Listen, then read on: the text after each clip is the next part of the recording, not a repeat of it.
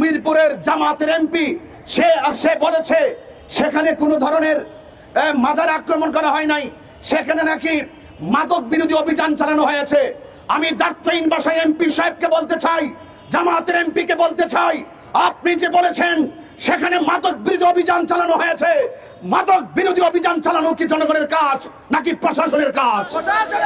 তো প্রশাসনকে ফাঁকি দিয়ে তারা একের পর এইভাবে একের পর অন্যায় করে যাচ্ছে, আর একটি স্থানীয় প্রতিনিধি মব ভায়োলেন্স কে উস্কে দিচ্ছে।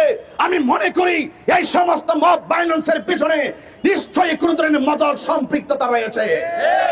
এজন্য আমি বলবো, রাষ্ট্রপ্রধানকে বলবো, অনতি বিলম্বে এই সমস্ত মাজারকে ভাঙচুর করার জন্য যারা একের পর এক অন্যায় করছে, অপরাধীদেরকে আপনারা আইনের আওতায় আনুন এবং তাদেরকে দৃষ্টান্তমূলক শাস্তির ব্যবস্থা করুন। পাশাপাশি মিরপুরের ওসি সাহেব গতকাল বলেছেন সেখানে কোনো লাঠি পেটা হয় নাই।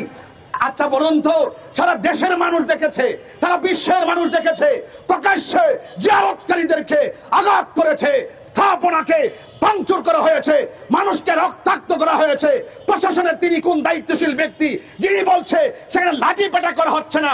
আমি তো মনে করি প্রশাসনের এই সমস্ত দুর্বল কথাগুলো একের পর এক মব ভায়োলেন্স উস্কে যাচ্ছে। কথা বলে ঠিক কিনা? আমরা আশা করব প্রশাসনকে দায়িত্বশীল ভূমিকা পালন করতে হবে, স্থানীয় প্রতিনিধিদেরকে দায়িত্বশীল ভূমিকা পালন করতে হবে। আর যদি এর ব্যত্যয় ঘটে, আমি প্রেস ক্লাব থেকে বলতে চাই, এই দেশে 75% তরিকাপন্থী সুন্নি মুসলমান, তরিকাপন্থী মানুষ। আমরা অনেক প্রতিবাদ করেছি। যদি প্রশাসন ওই সমস্ত উগ্রবাদীদেরকে সামাল দিতে ব্যর্থ হয়, যদি এই মব ভায়োলেন্সকে সামাল দিতে ব্যর্থ হয়, দেশ সুরক্ষায়, ধর্ম সুরক্ষায় এই দেশের 75% তরিকাপন্থী মানুষ আগামীতে প্রতিবাদ করবে না, ইনশাল্লাহ প্রতিরোধ করবে ইনশাল্লাহ। সেই প্রত্যেকটি সুনাগরিককে দেশ সার্বভৌমত্ব সুরক্ষায়, ধর্ম সুরক্ষায় ঐক্যবদ্ধ থাকার আহ্বান জানিয়ে বিদায় নিচ্ছি। আসসালামু আলাইকুম ওয়া রাহমাতুল্লাহি